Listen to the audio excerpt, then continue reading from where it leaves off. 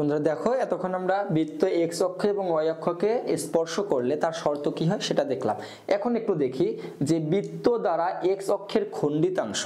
তো এটা দ্বারা আমরা কি বুঝতেছি সেটা আগে একটু লক্ষ্য করি। যদি একটা বৃত্ত দেওয়া থাকে, ধরে নিলাম এটা হচ্ছে আমাদের একটা বৃত্ত, তো এই বৃত্ত এক্স অক্ষ দ্বারা কি হয়েছে,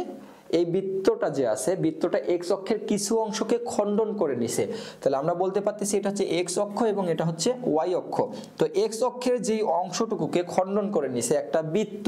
তাহলে এটুকু একটা দৈর্ঘ্য আমরা বলতে পারতেছি, সেটা হচ্ছে কি দৈর্ঘ্য। তো আমরা বলতে পারি এটা হচ্ছে এ এবং এটুকু হচ্ছে বি। তবে আমরা এই ক্ষেত্রফলটাকে অবশ্যই বোঝাচ্ছি না, এখানে বোঝাচ্ছে কি এক্স অক্ষের কতটুকু অংশ খণ্ডন করে নিছে। তার মানে এক্স অক্ষ কি একটা মিটারে থাকবে অবশ্যই, যদি এই সম্পূর্ণটা নেই তাহলে সেটা কি হয়ে যাবে বর্গ মিটার বা বর্গ সেন্টিমিটার বা বর্গ একক বলতে পারি, কিন্তু আমরা এটাকে বোঝাচ্ছি না, আমরা বোঝাচ্ছি কি এক্স অক্ষের কতটুকু অংশকে খণ্ডন করে নিছে। তো যদি এরকম থাকে কোন একটা বৃত্ত দেওয়া থাকে এবং এই বৃত্তটা কি করছে এক্স অক্ষের অংশটুকে কি করে খণ্ডন করে নিছে, তাহলে এরূপ যদি আমরা বাইর করি এই খণ্ডিত অংশের পরিমাণ, তাহলে বাইর করব কি এক্স অক্ষের খণ্ডিত অংশ হচ্ছে 2√g²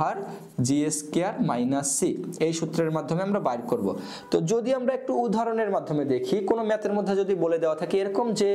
একটা বৃত্ত এক্স অক্ষকে 5 মিটার বা 5 একক অংশ খণ্ডন করে নিল, তার মানে এইখান থেকে এইটুকুর অংশ আমাকে কত বোঝাচ্ছে 5 একক দেওয়া আছে, তাহলে এই এক্স অক্ষের খণ্ডিত অংশ এখানে কত দেওয়া আছে 5, তাহলে আমি কোনোভাবে এখানে লিখতে পারবো কি 5 = 2√g² - c, তার মানে এটা হচ্ছে আমাদের এক্স অক্ষের খণ্ডিত অংশ, এক্স অক্ষটাকে কতটুকু অংশ কেটে নিছে বা খণ্ডন করে নিছে। ঠিক একই ভাবে যদি আমরা বলি যে ওয়াই অক্ষের খণ্ডিতাংশ, যদি কোনো একটা বৃত্ত কি করে, ধরে নিলাম এটা হচ্ছে একটা বৃত্ত, এই বৃত্তটা ওয়াই অক্ষের এই অংশটুকুকে খণ্ডন করে নিছে, তো যদি খণ্ডন করে নেয় তাহলে এইখান থেকে এই যে এইটুকু দূরত্ব, এই দূরত্বটুকু কত সেটা কিভাবে বাইর করব, সেটা বাইর করার জন্য আমরা ইউজ করব কি 2√f² - c,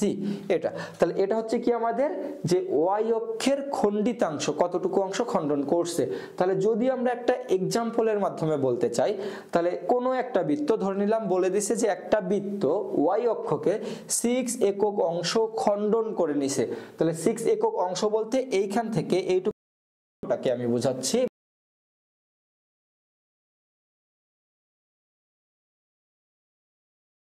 সি, এটা। তাহলে এইখান থেকে আমরা যদি কখনো সি এর মান জানতে পারি তাহলে এফ এর মান বের করতে পারবো, অথবা যদি এফ এর মান কখনো জানতে পারি তাহলে সি এর মান বের করতে পারবো, যা আমাদের ম্যাথ করার কাজে লাগবে।